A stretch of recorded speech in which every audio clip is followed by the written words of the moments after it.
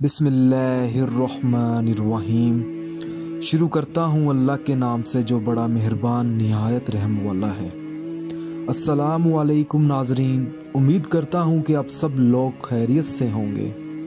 आप देख रहे हैं हमारा channel Zoya life health care.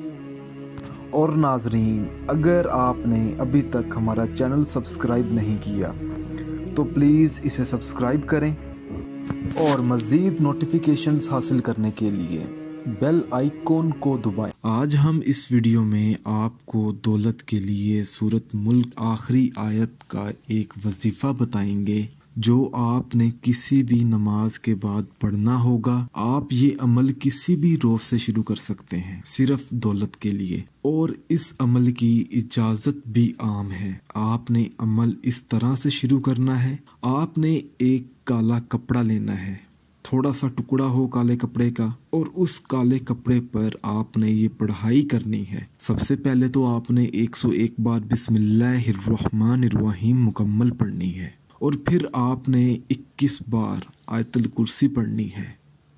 और ये अमल करते वक्त आपने अपना मकसद अपने जहन में रखना है, दौलत का। फिर आपने 71 बार सूरत मुल्क की आखिरी आयत पढ़नी है। फिर आपने 71 बार सूरत मुल्क की आखिरी आयत पढ़नी है। और आखिर में आपने 21 बार या अल्लाह का विर्द करना है।